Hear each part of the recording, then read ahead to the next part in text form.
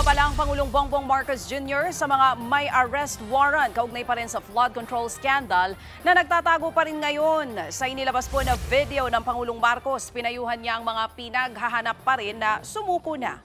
Huwag na raw antayin panghabol-habulin sila ng mga otoridad.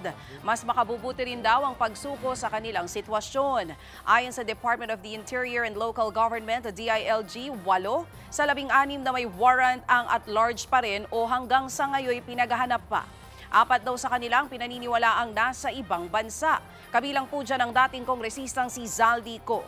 Nagbigay din ng babala ang Pangulong Marcos sa mga tutulong na maitago ang mga may warrant na may pananagutan din ito sa batas.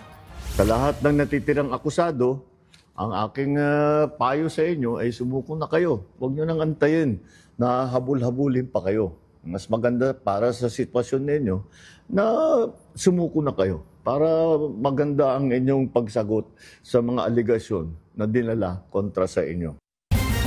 Mga kapatid, Ruth Cabalco, para sa mabilis na pasada ng mga balitang dapat niyong malaman, mag-follow at mag-subscribe sa social media pages ng News 5.